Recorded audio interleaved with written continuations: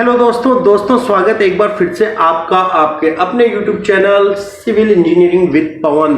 तो दोस्तों आज की अपनी इस वीडियो में हम बात करेंगे सिविल इंजीनियरिंग पॉइंट्स के बारे में। जी हाँ, कुछ ऐसे पॉइंट्स जो आपको पता होने चाहिए अगर आप एक अच्छे सिविल इंजीनियर बनना चाहते हैं, यानी 100 ऐसे क्वेश्चन की जो आपकी जो सिविल इंजीनियरिंग की नॉलेज है उनको बढ़ा देंगे।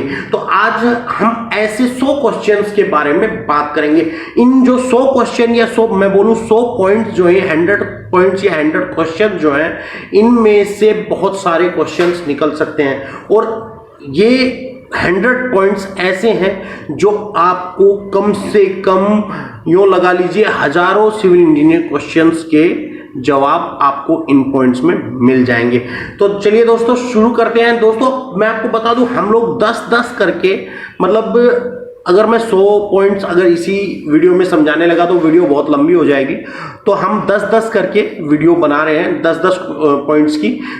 तो ऐसे करके हम ये सीरीज एक चला रहे हैं जिसके अंदर 10 वीडियोस आएंगी, जिसके अंदर 10-10 क्वेश्चंस आपके कवर किए जाएंगे। तो चलिए दोस्तों शुरू करते हैं और जानते हैं कि क्या है वो 10 क्वेश्चन आज के जो हमने लिए हैं उनके बारे में जानेंगे। तो दोस्तों सबसे पहला क्वेश्चन जो आता है वो आता है, क्या है कि minimum diameter of bar used in slab, यानी कि minimum diameter of bar used in slab, यानी ये कोई भी अगर स्लैब है दोस्तों, कोई भी छत है, तो उसके ऊपर कितने बार डाया का कम से कम का स्टील यूज करना है। यानी जैसे दोस्तों हमारा आता है 6 mm बार डाया आता है जो स्टार्ट हो जाता है, 8 का आता है, 10 का, 12 का, ऐसे करके ऊपर बढ़ता रहता है। पर दोस्तों अब ये हमें पता होना चाहिए कि मिनिमम बार डाया कितना है स्लैब के लिए। तो 6 mm जो सबसे छोटा आता है वो स्लैब में क्या वो डल पाएगा, या 8 mm जो उसके दूसरे नंबर पे है। तो दोस्तों इसके लिए जो बताया हुआ है वो है कि मिनिमम बार डाया जो होगा वो होगा 8 mm, यानी कि 8 mm बार डाया का जो है स्टील आपको स्लैब में डालना है। इससे कम का अगर आप बार डाया डालेंगे तो स्लैब आपकी फेल हो जाएगी। तो चलिए बढ़ते हैं दोस्तों दूसरे क्वेश्चन की तरफ। अपने दूसरा क्वेश्चन, अब दोस्तों बात की थी हमने अब स्लैब की, तो अब बात करते हैं दूसरे क्वेश्चन में कि minimum bar dia for column. अगर मान लीजिए जैसे ये कॉलम है कोई भी, इसके अंदर ये बार्स लगने हैं, तो ये सबसे छोटा डाया कौन सा यूज कर सकते हैं। अगर हम सबसे छोटे से छोटा डाया इसके अंदर यूज करना है तो हम कौन सा यूज कर सकते हैं। तो दोस्तों इसका जो आंसर है वो है 12 mm। या तो क्या है 12 mm, यानी 12 mm का जो है बार डाया हम इस्तेमाल कर सकते हैं। सबसे छोटा अगर कॉलम के अंदर सबसे छोटा डाया इस्तेमाल करना चाहते हैं तो वो 12 mm बार डाया का इस्तेमाल कर सकते हैं। चलिए दोस्तों बढ़ते हैं आगे और जानते हैं अपने तीसरे क्वेश्चन के बारे में कि तीसरा क्वेश्चन हमें क्या बताता है। तो दोस्तों तीसरा क्वेश्चन की बात करो, क्वेश्चन नंबर 3 की, तो उसके अंदर जो तीसरा पॉइंट है उसके अंदर हमें बात करेंगे कि अगर कोई स्क्वायर कॉलम है,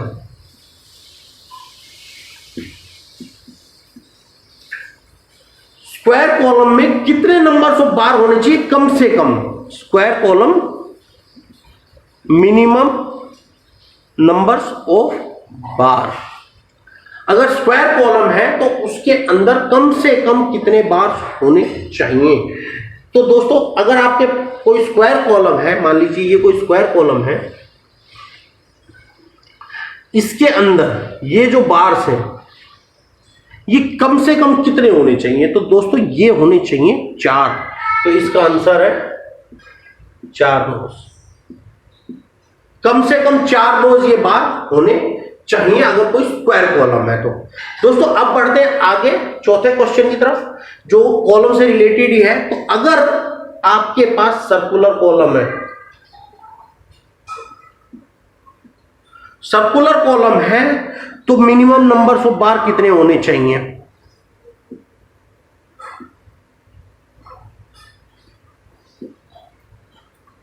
कितने होने चाहिए? अगर जैसे मान लीजिए ये एक सर्कुलर कॉलम है आपका, सॉरी गलत हो गया है थोड़ा सा पीछे, ये सर्कुलर कॉलम है, इसके अंदर कितने नंबर्स ऑफ बार होने चाहिए? एक,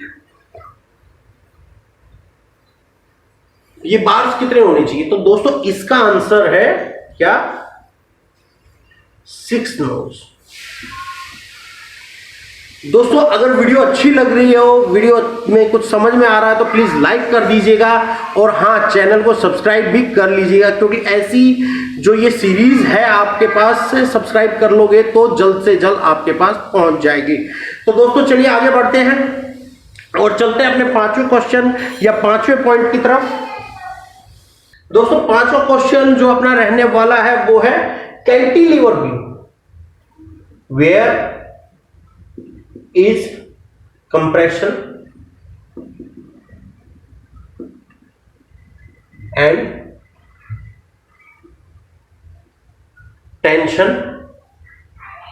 zone in a cantilever beam। तो दोस्तों आप देखिए इस क्वेश्चन में आपसे पूछा गया कि कंप्रेशन जोन और टेंशन जोन कैंटिलीवर बीम में कहां होता है। तो इसमें से एक क्वेश्चन और निकल के आ जाता है कि कैंटिलीवर बीम क्या होती है। यह भी अब आपको पता होना चाहिए कि कैंटिलीवर बीम क्या होती है। देखिए मैं बता रहा था ना कि एक एक क्वेश्चन में से बहुत सारे क्वेश्चन निकल आएंगे, तो इस पॉइंट में से एक क्वेश्चन और निकल के आता है कैंटिलीवर बीम क्या होती है। दोस्तों वो उसके लिए हमने एक स्पेशल वीडियो भी बनाई हुई है टाइप्स ऑफ बीम की, उसका मैं डिस्क्रिप्शन दे दूंगा आपको, बट मैं थोड़ा सा मोटा मोटा इसमें बता देता हूं आपको कैंटिलीवर बीम क्या होती है। दोस्तों कैंटिलीवर बीम होती है जिसका वन एंड जो होता है वो सपोर्टेड होता है और अदर एंड जो होता है वो फ्री होता है, उसको बोलते हैं कैंटिलीवर बीम। तो ये जैसे ये कोई कॉलम हो गया और इसमें से ये बीम निकली हुई है, ये इसका ये एंड तो हो गया फिक्स सपोर्टेड और ये एंड हो गया है फ्री, तो इसको बोलेंगे ये जो बीम है इसको बोलेंगे कैंटिलीवर। अब दोस्तों ये पूछ रहा है, बताना मतलब पूछ रहा है कि कंप्रेशन जोन और टेंशन जोन इसमें किधर होगा। कैंटिलीवर में कंप्रेशन किधर होता है, टेंशन जोन किधर होता है, ये वो बात आपसे पूछ रहा है। तो चलिए जानते हैं कहां होता है कंप्रेशन जोन और टेंशन जोन। दोस्तों टेंशन अब देखिए इसमें एक चीज और निकल के आ गई है कि कंप्रेशन क्या होता है, टेंशन क्या होता है। दोस्तों कंप्रेशन होता है दबाव, आप किसी भी चीज को दबाते हैं उसको बोलते हैं कंप्रेशन, और किसी भी चीज को खींचते हैं उसको बोलते हैं टेंशन। तो दोस्तों अब मान के चलिए, देखिए ये बीम है, इसके ऊपर यहां से लोड आया, इस पॉइंट पे लोड आया, ये जब नीचे की तरफ दबती है तो यहां क्या पड़ता है, खिंचाव, ठीक है जी।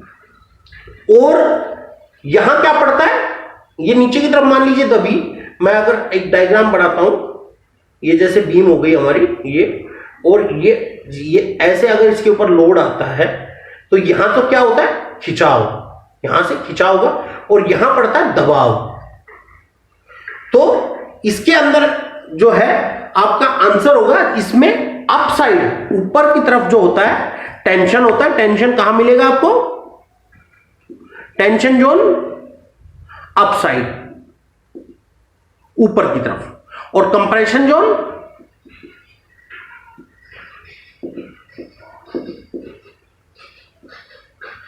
जो हो गया इसका अंडर द बीम, यानी कि डाउन साइड में आपको इसका कंप्रेशन जोन मिलेगा, यानी कि ब्लो नीचे।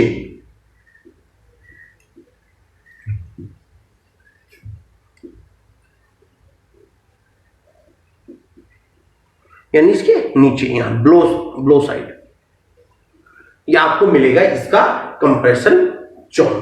तो दोस्तों चलिए बढ़ते हैं, अब आगे बढ़ते हैं कि अपने अगले क्वेश्चन, छठे क्वेश्चन की तरफ, कि छठा क्वेश्चन अपना कौन सा रहने वाला है।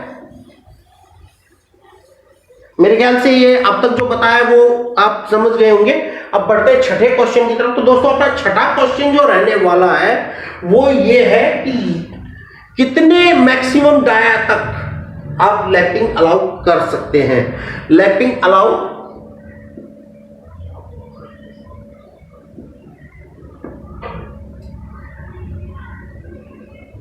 ऑन विच लास्ट डाया, यानी कि कौन से डाया तक आप लैपिंग अलाउ कर सकते हैं, किस डाया के बाद लैपिंग अलाउ नहीं होगी। तो दोस्तों इसका जो आंसर है, अब देखिए इसमें से भी आपको एक और टर्म निकल के आ गई लैपिंग, कि लैपिंग क्या होती है। अब दोस्तों अब मैं पहले आप जानते हैं लैपिंग क्या होती है। दोस्तों कोई भी बार डाया है, ये मान लीजिए बार डाया है, इसको लेंथ जो डाया की आती है वो आती है 12 मीटर, इसकी भी लेंथ जो होती है ये होती है 12 मीटर। अब अगर हमें स्पैन है लंबा और 12 मीटर, मान लीजिए 24 मीटर का हमारा स्पैन है, स्पैन जो है हमारा 24 मीटर का है,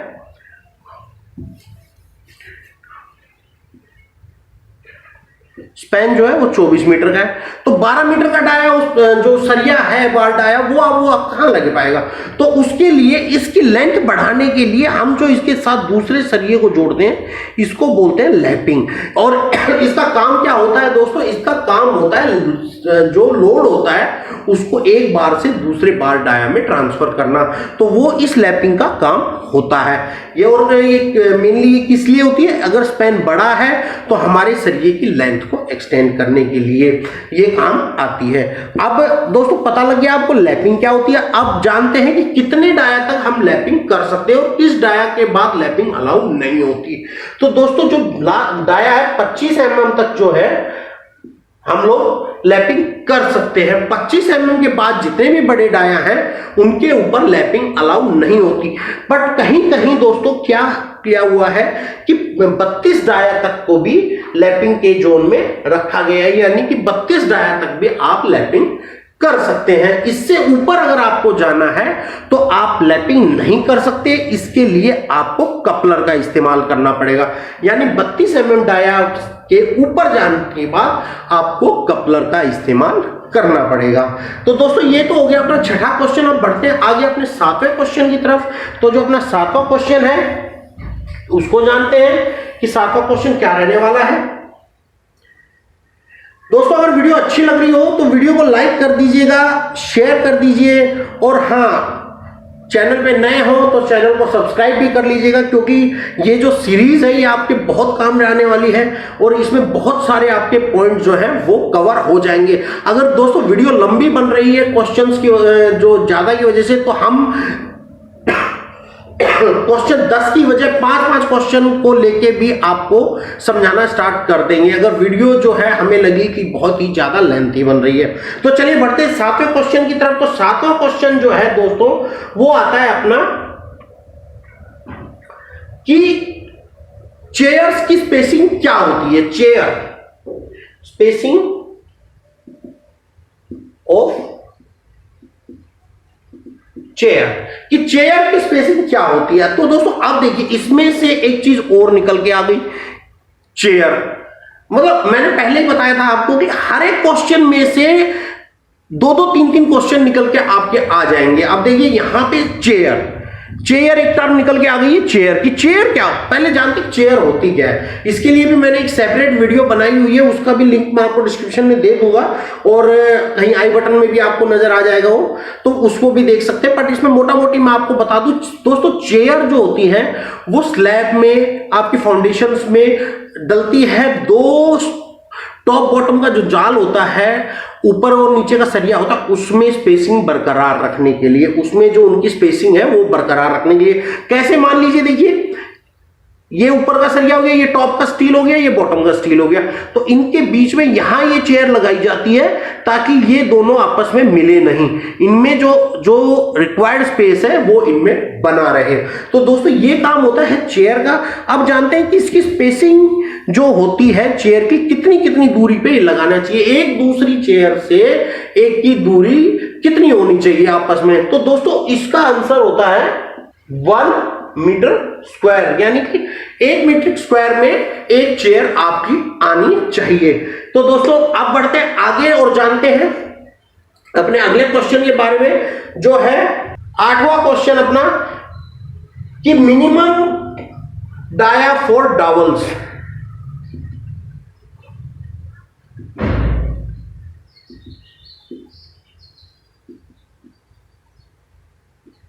अब दोस्तों ये देखिए, इसमें से भी एक टर्म जो है निकल के आ गई है डावल्स, कि ये डावल्स क्या होते हैं। अब देखिए डावल्स जो है, मैं सोच रहा हूं कि इसके बारे में एक ब्रीफ वीडियो बना के आपको बताई जाए कि डावल्स क्या होते हैं, बट अपनी अभी की इस वीडियो में मैं आपको एक छोटा सा इसका वो बता देता हूं। बाकी एक्सप्लेन जो है इसको हम अपनी नेक्स्ट वीडियो में कभी बनाएंगे, तो डावल्स के बारे में एक्सप्लेन करेंगे। तो दोस्तों डावल्स जो होते हैं वो क्या क्या होते हैं। डावल्स किसी भी स्लैब से या कॉलम से निकाले जाते हैं जो उसको एक्सटेंड करने के लिए होते हैं, यानी कि उसके ऊपर लैप करने के लिए ये डावल्स निकाले जाते हैं। मान लीजिए स्लैब में, ये स्लैब हो गई आपकी और ये इसमें कॉलम जा रहा है, ये तो आपने कास्ट कर दी, और इसको ऊपर एक्सटेंड करना है, तो ये जो निकलते हैं ये होते हैं, जो ऊपर स्लैब से निकलते हैं ये होते हैं डावल्स। तो दोस्तों और ये तो हो गए आपके वर्टिकल डावल्स। अब बात करें हॉरिजॉन्टल की, तो मान लीजिए ये स्लैब हो गई है, आपने ये इस पोर्शन तक कास्ट कर दी और इसको आपको आगे बढ़ाना है, तो इसमें इसको और इसकी कंटिन्यूटी बरकरार रखनी है, तो इसमें से आप डावल्स ये निकाल देंगे, निकाल के छोड़ दिए जाते हैं ताकि ये इसका स्टील और इसका स्टील एक हो सके। तो दोस्तों अब ये कह रहा है कि मिनिमम बार डाया कितना होना चाहिए, डावल्स निकालने के लिए मिनिमम बार डाया कितना होना चाहिए। अगर आपके पास ड्राइंग में मेंशन नहीं है कहीं भी और आपको कहीं डावल्स निकालने हैं, तो उसके लिए 12 mm का डाया होना चाहिए, जिसका आंसर है 12 mm डाया। अगर ड्राइंग में मेंशन नहीं है तो आपको 12 mm डाया उसमें आपको डालना पड़ेगा। तो दोस्तों अब चलिए बढ़ते हैं आगे अपने 9वें क्वेश्चन की तरफ और जानते हैं कि अपना 9वां क्वेश्चन क्या रहने वाला है, वो किसके विषय में है। तो दोस्तों 9वां क्वेश्चन जो है अपना है कि minimum bar dia for chair. Minimum bar dia for chair, कि दोस्तों चेयर के लिए जो मिनिमम बार डाया है वो कितना होना चाहिए। तो दोस्तों आपने पीछे बताया था अभी कि जो चेयर होती है वो क्या होती है और क्या काम आती है, और आप बता रहे हैं कि उसके लिए जो मिनिमम बार डाया है वो कितना होना चाहिए। दोस्तों उसके लिए भी जो मिनिमम बार डाया है वो आपका 12 mm का होना चाहिए, यानी 12 mm की कम से कम आपको चेयर बनानी चाहिए। अगर आपके कहीं ड्राइंग में मेंशन नहीं है और आपको अपने उससे बनानी है तो आपको 12 mm की चेयर बनानी पड़ेगी। तो दोस्तों आज की वीडियो का जो लास्ट क्वेश्चन है उसके बारे में बात करें कि लास्ट क्वेश्चन अपना कौन सा है। तो चलिए जानते हैं कि अपना जो भी स्टील है, कोई भी स्टील अगर साइड के ऊपर आया हुआ है तो उसको बिना वेव मशीन के कैसे कैलकुलेट करेंगे। तो अब जाने की फॉर्मूला अब जानते हैं, weight of steel without weighing machine.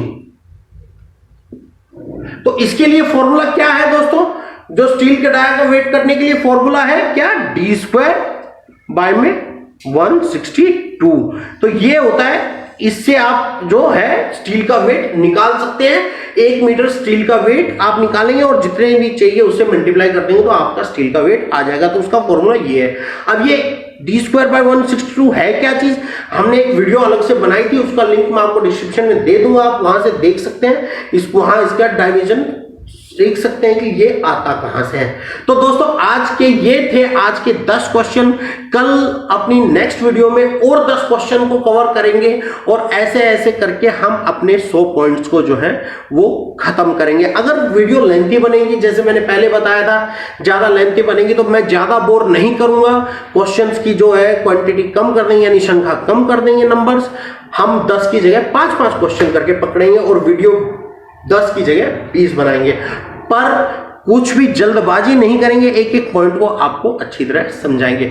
तो दोस्तों चलिए मिलते हैं नेक्स्ट वीडियो में। Till then okay, tata, bye bye.